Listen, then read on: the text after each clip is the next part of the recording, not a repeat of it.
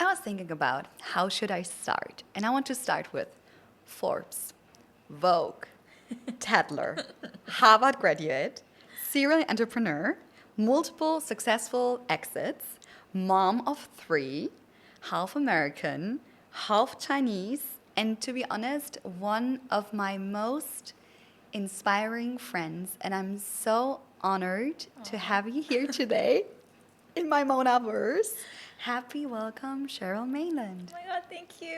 Thank you. That's such a beautiful introduction. Isn't it crazy, like, to hear all these points about yourself, like Vogue title? And I was like, these are just a few of so many more things you already achieved in your life.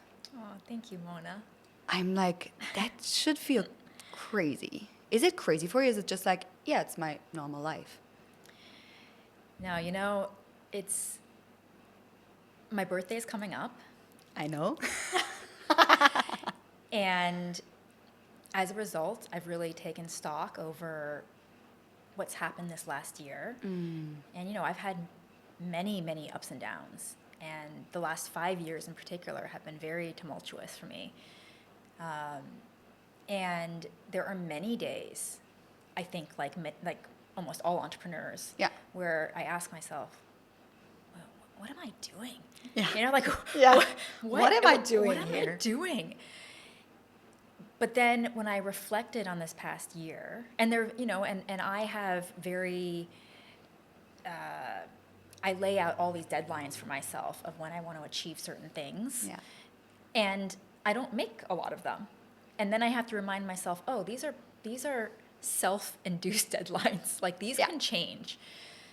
But when I was reflecting on this past year, I was like, wow, like, actually, this has been a phenomenal year. Yeah.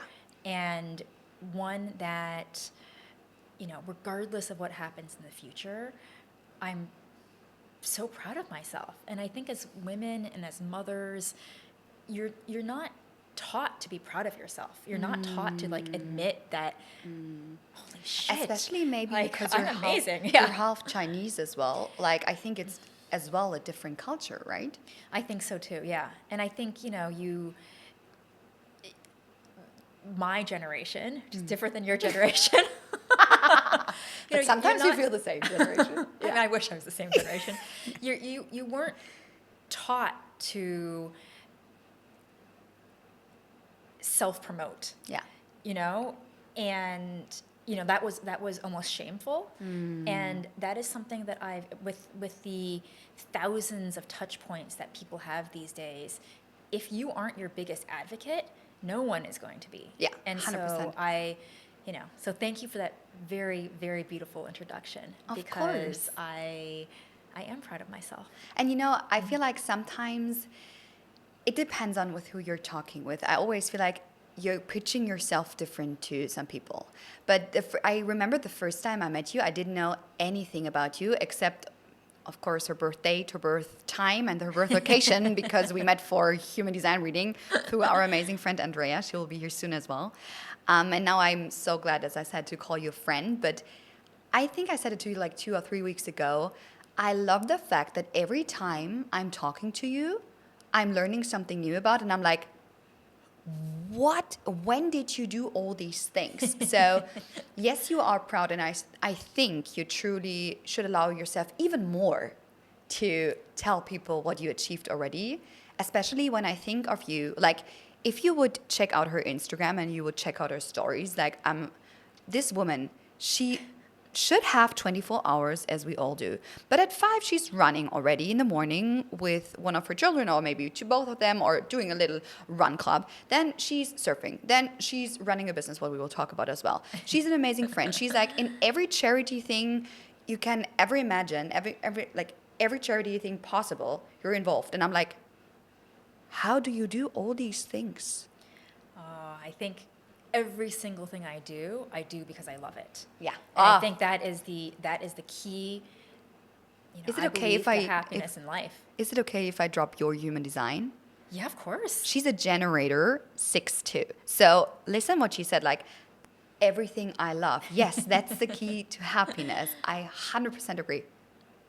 100%. And movement. I am energized by momentum, which can be in the form of like physical movement, and I need that to kind of almost like recharge myself, or momentum in the things that I'm doing. So even my dinner conversations with my kids, whether or not they're actually all generators as well.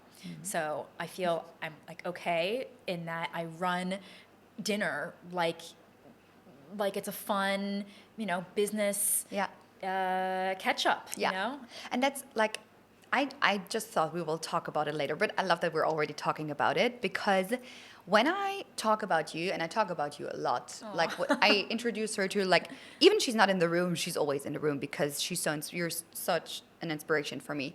And one thing I particularly mention always is the way you raise your children. Because I remember one day when I was at your home, and I was sitting in front of you. It was shortly before you were traveling, and all of your kids were around me. And they started pitching to me what kind of business they're working on. But not like in a normal way. I had a whole presentation, a whole pitch deck, and it was so lovely to see how like all of them had a place in it. And I think that's something which, for me, I never saw someone raising up their children like this. And as well, like, for example, movement, when we're talking about movement, is good for them as well. And you make sure to implement it from a loving perspective, but as well, like from a really, I feel like you are a mentor already to your children, and not only a mom, but not in a preachy way, in a really loving way, and you help them to understand why it's so important for them. Thank you. I mean, that's honestly the ultimate compliment. It really is. When I grew up in Taiwan and Hong Kong, and there's this phrase called "tiger mom." I know. Which if you don't know what that is, it's a mom that's aggressively. Or a parenting style that aggressively cares about grades, and what college you get into. And I even saw like a documentary about tiger moms. Oh. It's years ago, but I remember it. I could draw the picture now of the tiger mom back then. Yes. Like it was all about like piano and grades and like how many lessons you. Yeah. Exactly. I remember.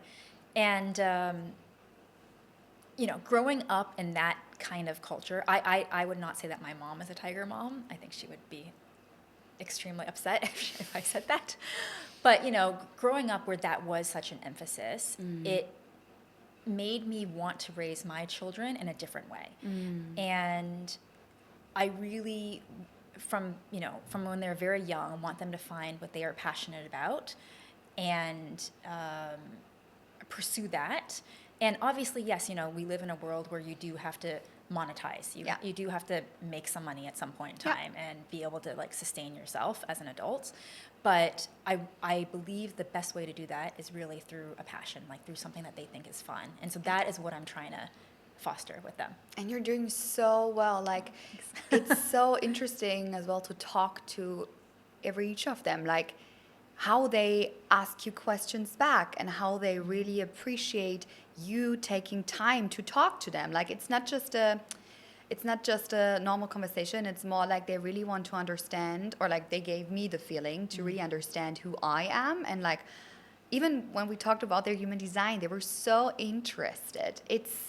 According to the human design, I could see who will ask me even more questions, but it's so inspiring to see. And as well, I think one thing that you're doing now, and maybe you can tell us if you did this always in your life, or is it something that you've grown into, but I think you do it for yourself as well, for others. You see things that could be maybe challenging, but you see the potential behind the challenge. You see the growth and the potential behind it, and you reframe it, I would say, even as a gift. Like, for example, when you're thinking about your oldest daughter now, she has something which the normal people would maybe say it's a challenge, but she's making literally a business out of it right now. Plus, like, it's a completely reframing for her as a child as well, to see it from a different perspective. Yeah. I think one of my blessings or skills, or superpowers even, is that I can make things that people might perceive as uncool, Yeah. cool. 100%. And I've done that in my business life, but I do that with my kids as well. I'm a single mom, and and just to give you perspective, my kids are 7, 10, and 11. So Yeah. they're not adults. They're really are children. Good point. Yeah. In my head, sometimes they are adults, but No, yes. they're really Yeah. children. But I try to make everything fun. I really try to make every situation, every element of change in their life, like even if they moved from Chicago to Bali to Melbourne back to Bali, they have dealt with some, one of my daughters had cancer, and and during COVID, so that was a massive life. How old was she? She was 4 when she was diagnosed. And she's fine now. She's really fine. But And she's amazing. they had to deal with their parents getting divorced and living in different countries. So they've had to deal with a lot. And with my ex-husband actually as well, like we really, really try to parent them in a way that gives them as much opportunity and sees everything as an opportunity as we possibly can. Can I ask you something? Yes. How did you deal with all these changes? I mean, I know I have some more background information. I know you had multiple business exits already. I know you moved, I don't know how many countries. A lot, yeah. A lot. Like, I can't count them probably in my 2 hands, so I think more than 10. Like how you had so many changes already in your life. How did you deal with all of them? And being this positive light ball still and trying to give everybody hope around you. I'm super, super fortunate that my parents are extraordinarily supportive of me. Like even when they might not have understood my decisions or my life choices, they have been very supportive of me. So I think that's huge. I think that's one of the biggest act of love you can do. Absolutely. Even if you're not understanding, trusting that you will do the right decision for yourself. Absolutely. Even if you can't understand what your daughter is doing. Yes. I'm trying to have that now, as a parent. I just think I have a joy for life, and I really do. I personally see everything as an adventure. Yeah. I also have, I'm an advanced yoga teacher by training. It's one of the things that I've picked up. I have all of these tools for myself that really keep me grounded, and I know that when I do that, and a lot of it is exercise based, like this my need to have my body in movement is a real big thing for me. I always love the framing. Emotion is energy in motion. And I think all the things you've been through are so many emotions, or like you've been through so many different emotions. And maybe intuitively you started moving the energy or bringing the energy in motion. So you just intuitively helped you to go through all of these emotions. Yes. Probably. I also think that the universe or God or someone like really has my back. Right before COVID, which is right before my daughter was diagnosed with cancer, I did my yoga teacher training. And so I went into this 3 months, I spent this quarter of a year dedicated to yoga. And I think that had I not had such a strong foundation and that going into then COVID and cancer and divorce, and I wouldn't have been as grounded, and it really helped me. And I think a lot of people underestimate the power of movement. Yeah. And like the body, I always think when we think about like the percentage of how much is our head according to the rest of the body, but we are always stuck in our head and we try to figure out everything with our head. But like, I have this question. I wrote down a question. What feels like magic in your everyday life right now? And I was typing it. I was like, I think I know it. Like your daily walks could be like one of the small magic moments. Yes. But it's the thing, like sometimes we try to figure out something with our mind instead of allowing ourselves to move through it, and we will get the answer most of the time when we allow ourselves to not figure out everything with our small narrowed mind and allow ourselves to open up and to go into our body and trust the wisdom of our body. Totally. I mean, my team always know when I have just taken a shower or when I have come back from surf or yoga or a run, because I'm always like, oh my gosh, I just had the best idea. And they're like, oh, she showered. I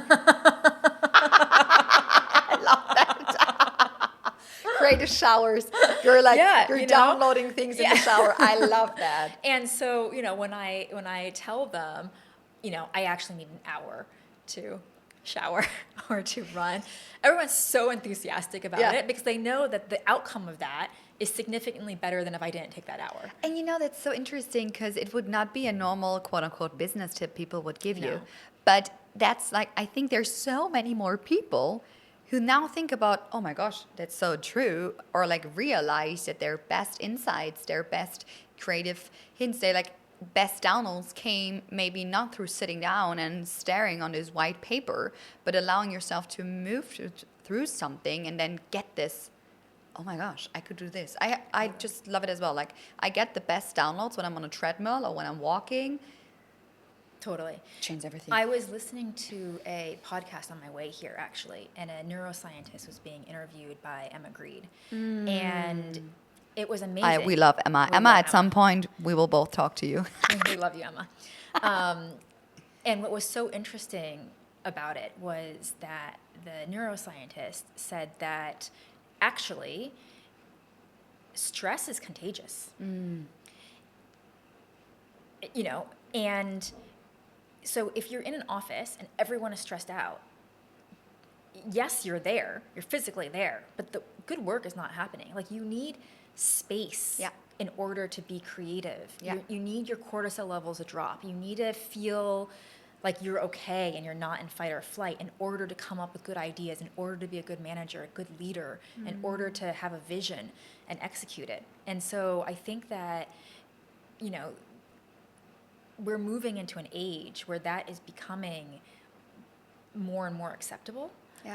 Or I hope so, because when I hire my team, I want everyone to have coping mechanisms for themselves already in order to be successful. And a lot of that is, one, it's going to be different person to person, but a lot of that is also knowing, how you deal with your own stress, how you regulate your own nervous system. And you can always supporting them, it's great that you give them the space and but as well, ask them to lead themselves. Yes. Because yes, you can be someone, especially when you're the boss, when it's your company, when you are the one creating this vision together with people, you can be the leader, but at the same time, people need to lead themselves because you can't always be available for everybody. Oh, I'm really into self-starters. Self-starters and energy are actually the top two, most important criteria, way above education, work experience. Because those things, behaviors are very hard to teach. If they're not innate. Especially at what you're doing now. I think it's so important to have the right people. We'll talk about a bit more. But do you want to add something? Because you wanted to add something for Oh, I was just going to say that we were, we both attended a talk by Stephen. I was thinking about Stephen at the same time. I was thinking about Stephen as well. And, and he said that, his suggestion to CEOs was that they spend 80% of their time, I think it's 80%, maybe 70%, on hiring. And it's because the people that you hire and the energy that you're bringing into your company is literally the most important thing. That is the heart and soul of your business. For me, it was so crazy when he mentioned that it took him 9 months now. He was meeting a woman for 9 months everywhere in the world, or every time he got back to the UK to have the opportunity to speak to her, because he knew she will be the right person for a position. And it took him 9 months, or he took 9 months of his time. And I mean, we all know Stephen Bartlett is probably a really, really busy man. It was so important to him to have the right person. I love that as well. I know there's this framing hire fast, fire faster, but he said hire slow and fire fast. I agree. I think I mean, we all know, everybody who knows me knows, I love people. And I think, too. yeah, you too. Like the right people, in German, there's this saying of one like moldy apple in a basket will make the whole basket moldy. Yeah. And I agree. Yeah. I agree 100%. Yeah. I want to talk about something you said. You said, like, I think I have the ability to make something boring or like something Uncool. Yeah, in cool. And from I already know what you did in your past, like what companies you built and then exited. Do you want to talk a bit about it? Like, I think these companies were as well things that were like, quote unquote, yeah, they're there, but you made them cool. Yeah, I would have, excuse me. I would have never thought in my life that would be the tagline for my resume. She makes uncool, mass market industry segments cool.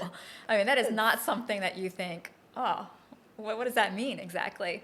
But I think, as I look back on my career, like that is what I've done. The first business I had a career before I started my own businesses, but we'll start from my entrepreneurial career.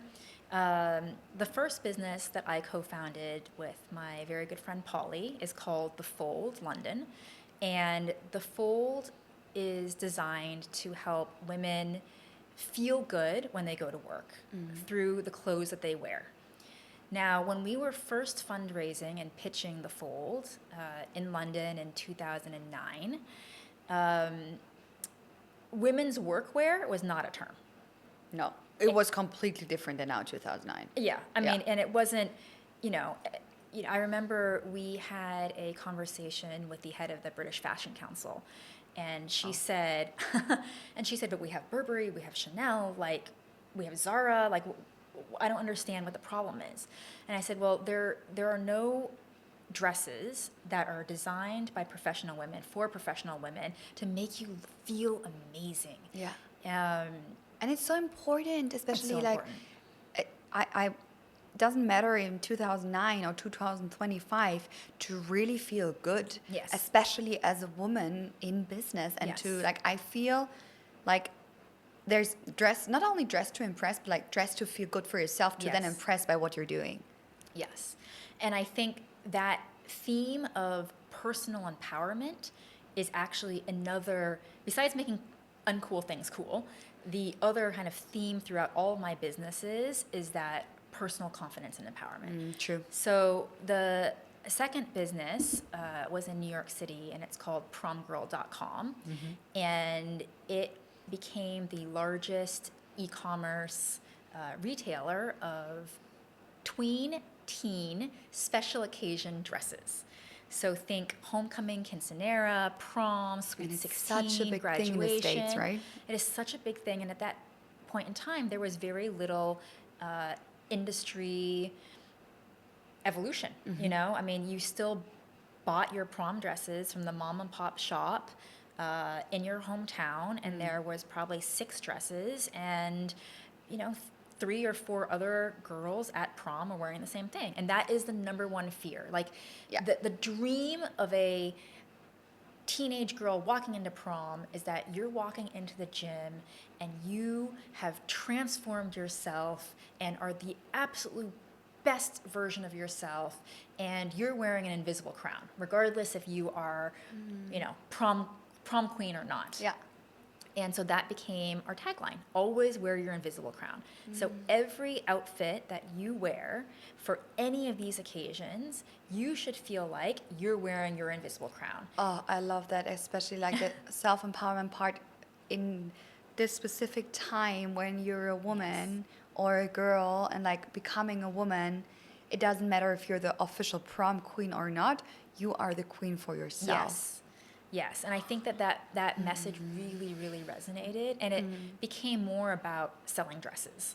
Yeah. I mean, we were selling an emotion. Yeah. By the way, she's like, I never saw a pitch deck like hers, and she is, for me, that's another thing. You're not only good in the things we already mentioned, she's, for me, the definition of a storytelling pro. Oh, thank you. You are excellent in storytelling. But Thank you. and you can see this in her human design as well. Just a little side note. But yeah.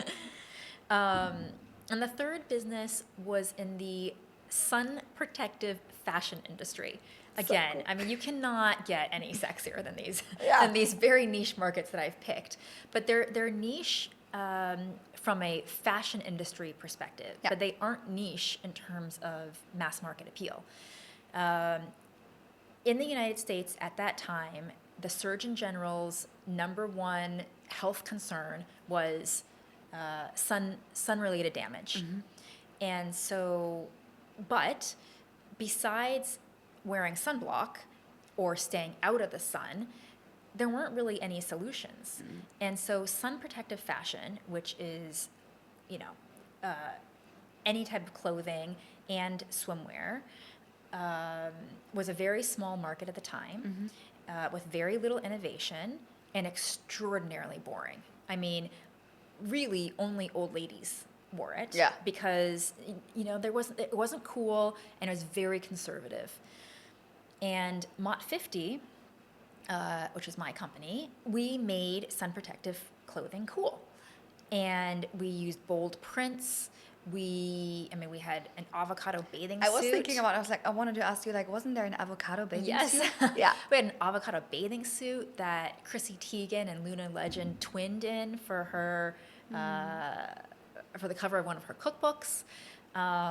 You know, we really leaned into, we made what was a skincare industry, you know, sun protective. People thought about sun protective, you know, creams Yeah. and things like Like that. we all know, do you say SPV? SPF. Yeah. Yes. SPF? Yes. SPV is something different. It's a corporate structure. SPF. Yeah, so we took that and we put it into fashion, and that gave us so much exposure in the fashion world. Actually, you know, we collaborated with Margarita Missoni on a collection. You know, it was, you know, and again, our motto was chase the sun. So instead of being scared of the sun, instead of hiding Hiding. away, like, we encouraged entire families dressed in Mott 50 to go out there, have fun, have your adventures, but in a safe way. You know what's so crazy?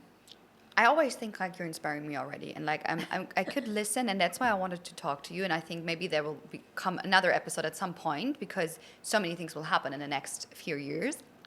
I can't wait.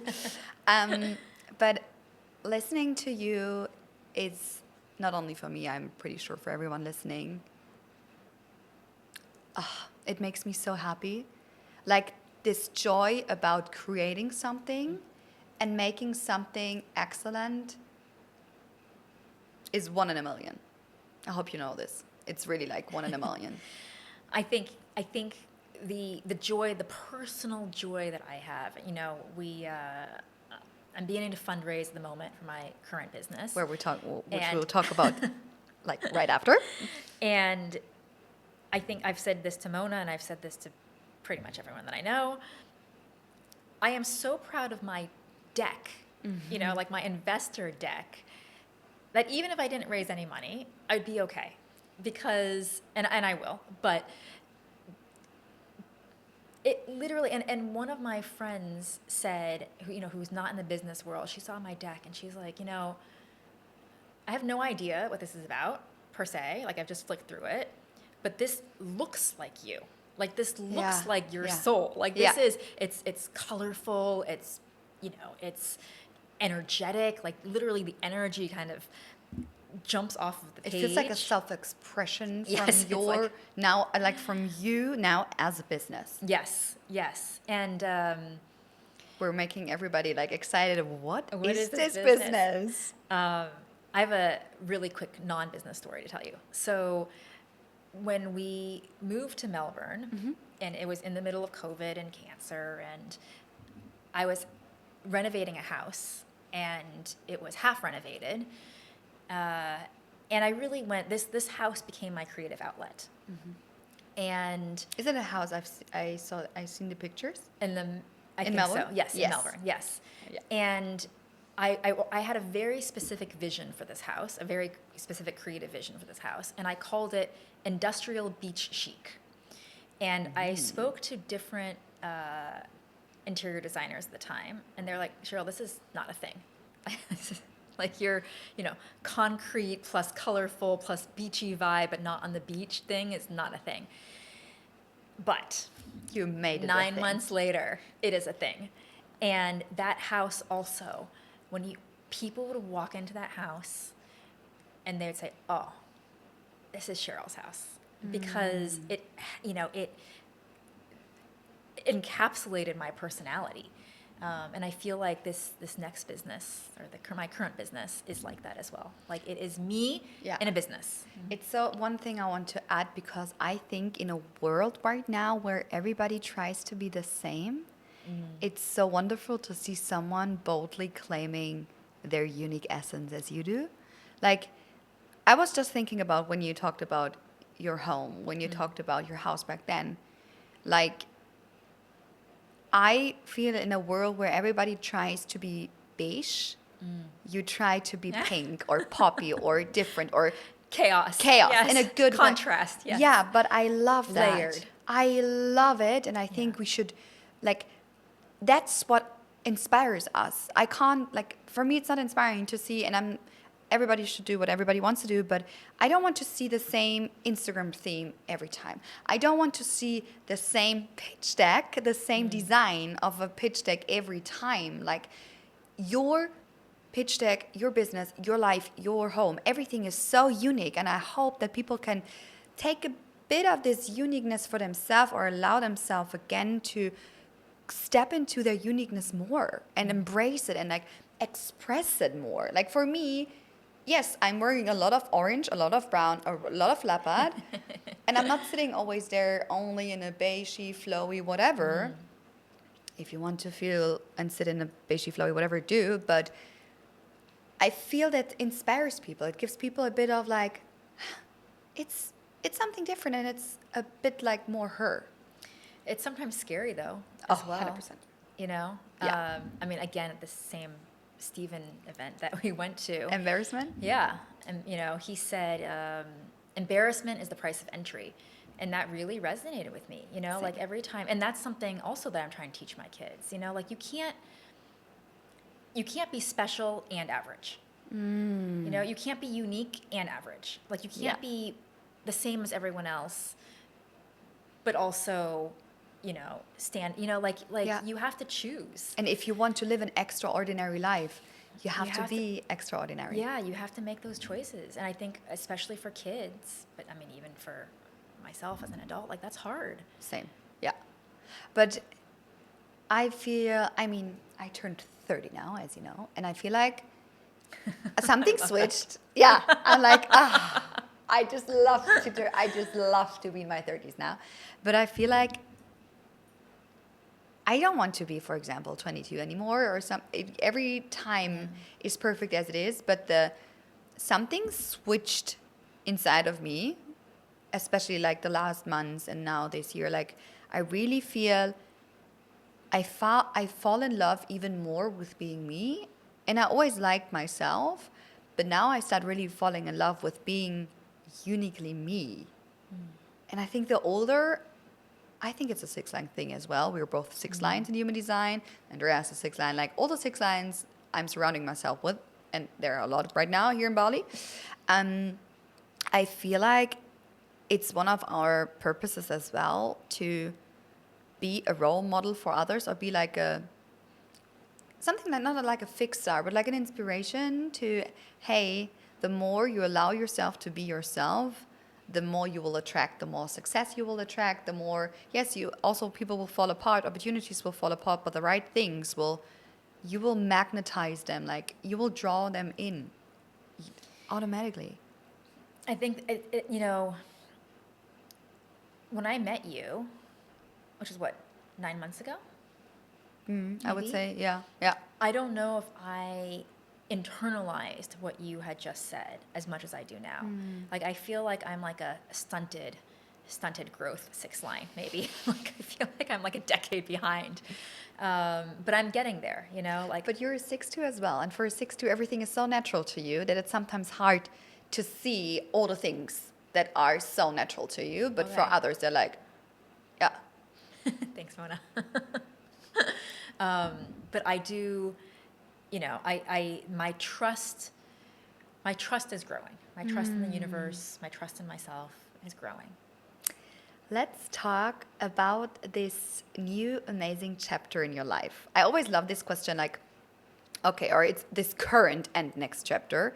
Like when you think about a book, I think in your case it would be like a bestseller series, not only a book.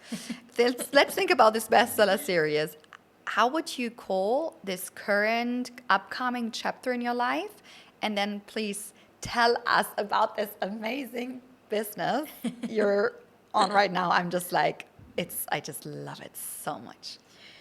I've actually done a lot of work recently on looking back at different chapters of my life and giving them names. And I didn't know. Huh? I didn't know that you did. No, I didn't know. No, I didn't tell you. So I actually already have a title for this next chapter of my life. So my birthday is on the 20th. So that's what, like 10 days. I don't know what day is it today. 12 days from now. Yeah. And on my birthday, I am entering a new chapter, and it is called it's called my Dragon Goddess chapter. I love that. I know. And I call it my Dragon Goddess chapter because I have a company that's called Dragon Academy, and we are really, launching at the moment. And Dragon Academy is a company that sits at the intersection of entertainment, technology, and education. Yeah. With AI as a backbone, with entertainment as its mission, we are revolutionizing the way that kids learn Chinese. And grown-ups as well. And grown-ups, yes. Chinese is our first massive educational push. And then from there, we will expand into other things. Yeah. And this stemmed from, if you're trying to make something uncool, cool. If you want to pick the most uncool thing that you could do, well, learning Chinese in particular is just not that cool. Every time when I already pitched Dragon Academy a lot, and I'm always like, Mona's my biggest fan. yeah, because the moment she talked about it, I was like, again, storytelling, and I could feel the energy behind, like the mission you have with this. It's so much bigger than we can put in one podcast. It's so much bigger. But what I always hear is when I'm like, yes, so one of my big 3 things I want to do in my 30s is learning Chinese.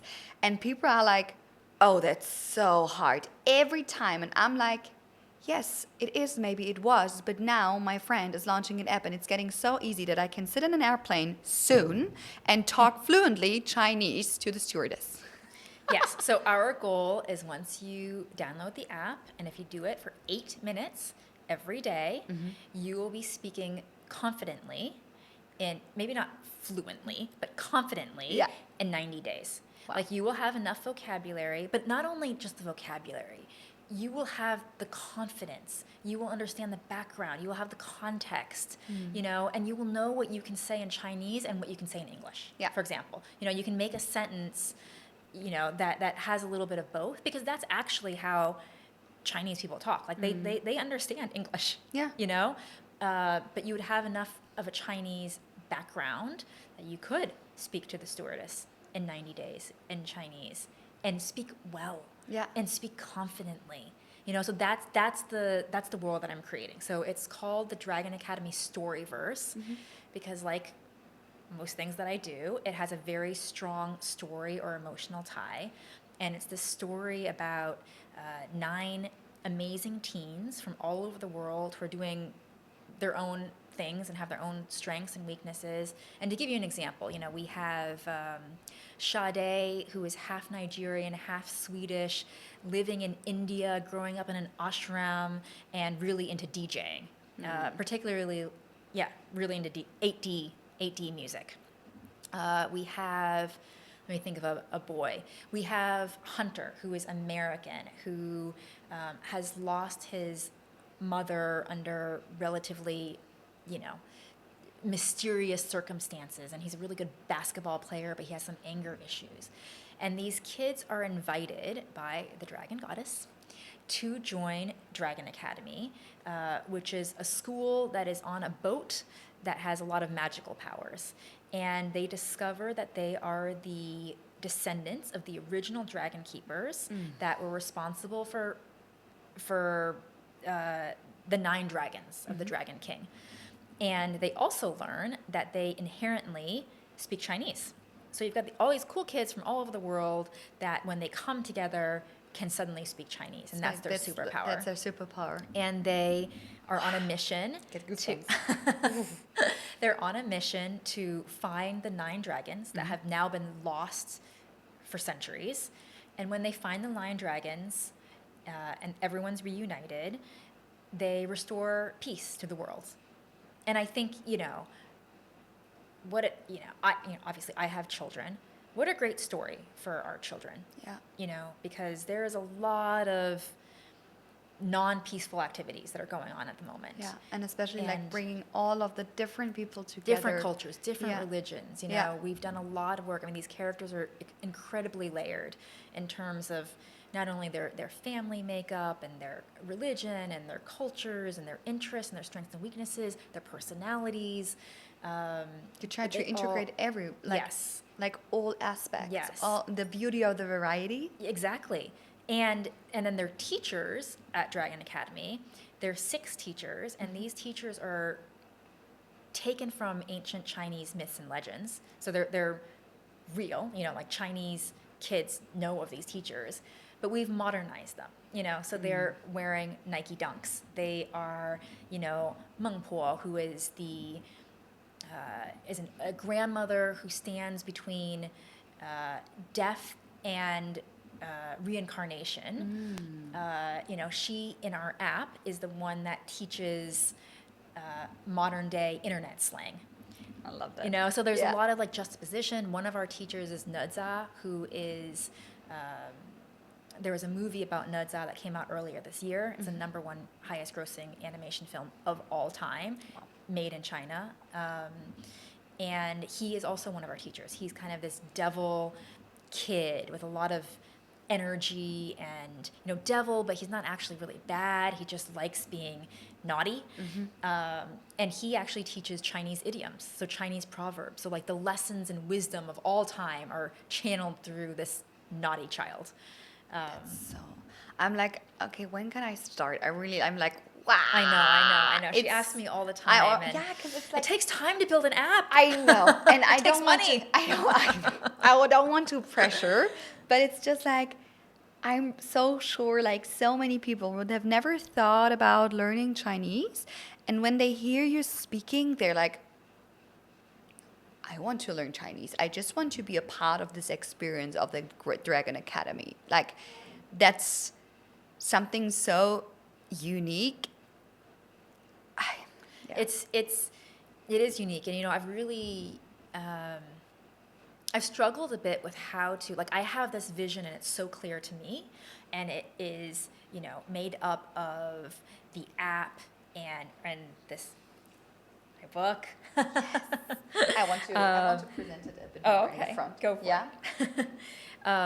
It's a book series. There's a graphic novel series, eventual, feature film, and mini series, and virtual influencers, and I mean it's a whole world of stuff that we don't.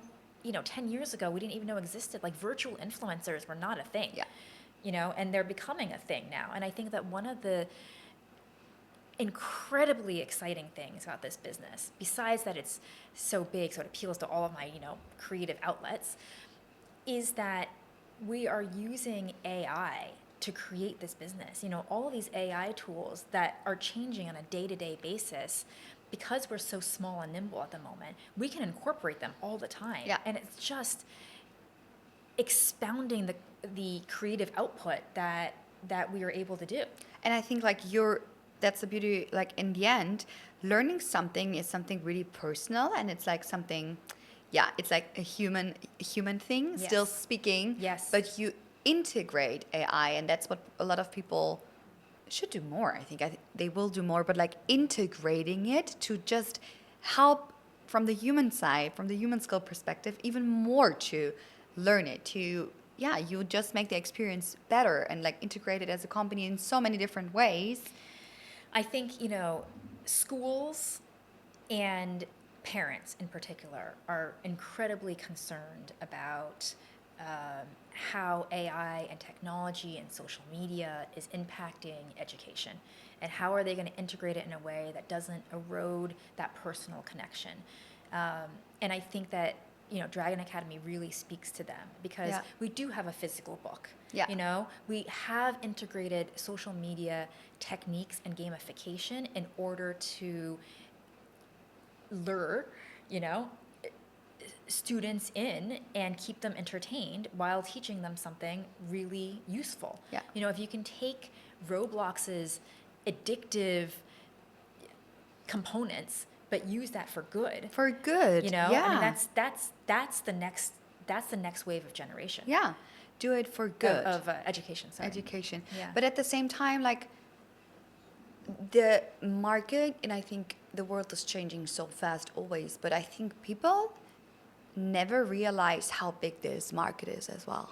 Like, they know, but at some point but I think a lot of people don't know. Yes. Like how much the potential behind it is, how big the market is, how important it will be to speak Chinese or to understand Chinese. I mean, Chinese as a language is going to be the most spoken language by 2030. That's very soon. Wow. Yeah. That's very soon. And, it's just such an advantage. And it's not just speaking the language. It's understanding the context. It's understanding why this week there are Chinese tourists literally everywhere in the world. It was Chinese National Day on the 1st of October. Was it like Golden Week or something? Yes. Yeah. Yes, exactly. It was Mid-Autumn Festival a couple days ago. Every hotel, every tourist, not tourist agent, what are they called? Not What do you mean? Like travel agent. Travel agent. Every yeah. travel agent. I mean, Yeah. every airline. Every Yeah. It's necessary. Yeah, to understand and again to bring different nations, different cultures together. Yes. To just have more understanding for each other. To highlight all the similarities. Yeah. And to facilitate communication. I mean, connection is really about communication. If you can't communicate, then you can't connect, And so that's what we're offering. Besides your beautiful, amazing, inspiring pitch deck, what are you most excited about? The app. Mm-hmm. I mean, think of it as like TikTok from a scrolling perspective. So the app is called The Scroll because we have a Dragon Academy traditional scroll that shows all of the characters and all of the teachers in a kind of ancient setting, but they're very modern looking. And then, of course, the scroll, because they're scrolling, our app is a scroll, like TikTok. It has mobile games embedded in it. There are filter games, kind of like Snapchat. Cool.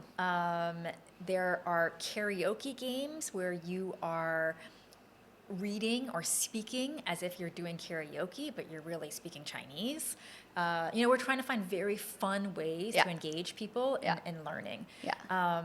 It also, it looks beautiful. It looks so beautiful. You get to be your own. You're in a competition to become the 10th. So there's 9 teams that make up Dragon Academy, and you are playing to better yourself, to equip yourself with as much knowledge and skill in order to become the 10th Dragon Keeper. And so as a result of that, you get your own Chinese name, you get your own Chinese identity, you can buy outfits for yourself and points and armor, so we've got elements of Duolingo in there in terms of the highly gamified aspect. Yeah, it's fun. It's so fun.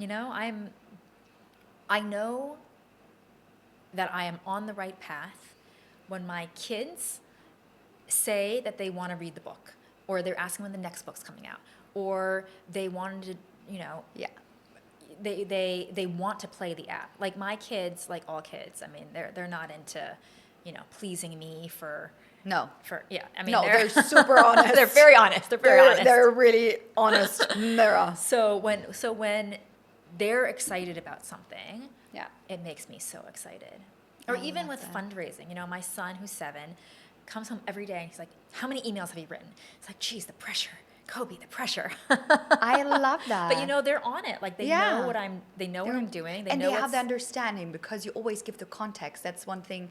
Like Yeah. you help them. It's not that you say, yeah, you don't not saying, yeah, mommy's raising money. No, you really explain what does fundraising mean.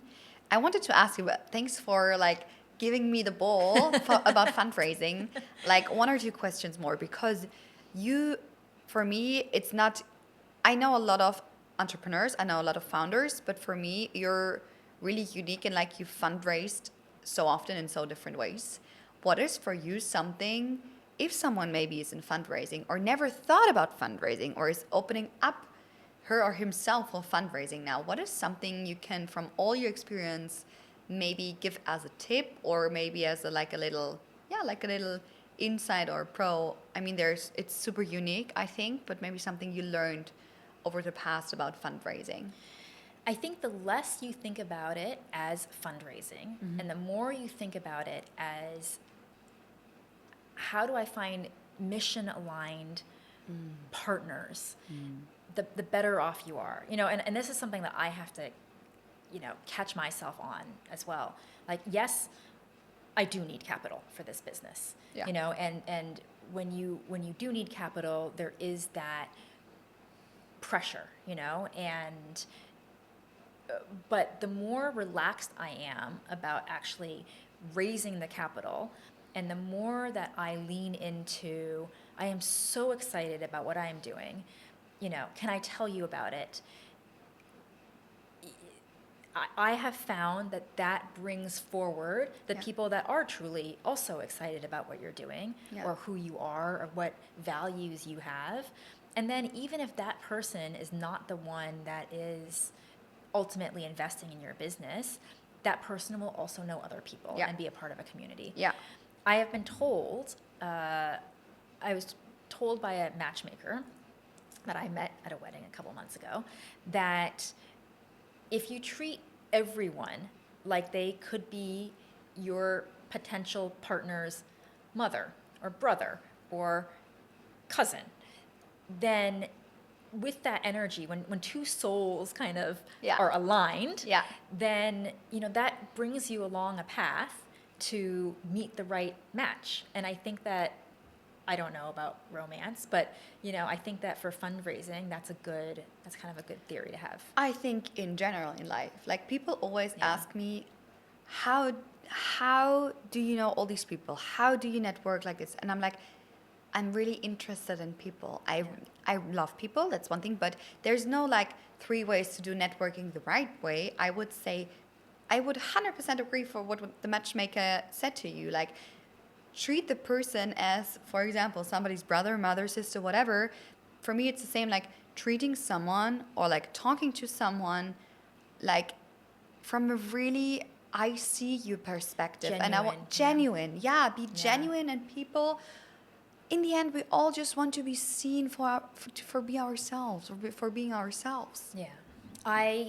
Mona alluded to this earlier, but I have moved around a lot. Yeah. Like I was born in Taiwan, then lived in LA, Jakarta, Hong Kong, Boston, Singapore, Melbourne, London, New York, Chicago, Bali, Melbourne, Bali. Wow. And that's a lot. It's a lot. And I love think that. What a time to be alive. Yeah. I also love people. But you learn really quickly when you move that often that you have to, you know, for survival, you have to connect quickly. Yeah. And the only way to truly connect is if you're interested and you're authentic. And you know, that's no different in relationships, in friendships, in business. So I think that's my current fundraising approach. I'll let you know how it goes. I love that. I'm pretty sure I would love to speak with you in a few months again and have a little catch up, like what 3 was months. going. 3 months. Okay, love it. In 3 3 months, months. I will be back in Bali, so perfect. We can dive deep more in. I just have one more question for you, like a little closing question, because you're doing so much for others. and like doing so much for not only the people around you, but like I would say for generations. What's one thing, what is one thing you hope people will take away from your journey, from your life, from being you? Wow, that is a powerful question.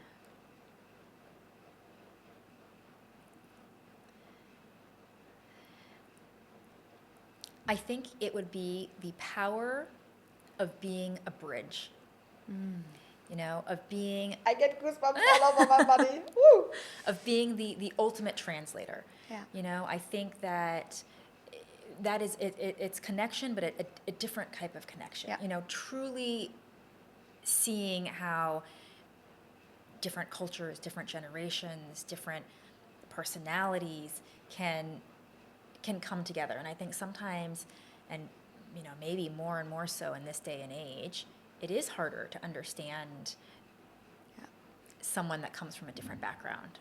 And Because so much separation is there's happening so much as well. separation. And if I could be, if my legacy was as someone that was able to bridge worlds, I think I would be extraordinarily proud. You already are. So I can tell you, you already are. But I think that was the perfect ending for this amazing episode. I could talk with you like for hundreds more hours. I'm so happy that she's my friend and I can talk to her always. Where can people find you? Where can people find Dragon Academy? So how can they find you on Instagram? Where are the platforms to go to find you? You as a person, but as well your company. Instagram. Instagram's a good one. Our website, LinkedIn. The Apple Store soon. Yeah, perfect. Amazon. So I will buy a book. I will just tag you like your personal Instagram account. Perfect. And as well, of course, Dragon Academy and We'll go all from what we there. talked about. I'm so thankful. Thank you so much. Oh, it's so mutual. I really enjoyed it. Me too. I can't wait for another episode. And yeah, thank you so much. Thank you.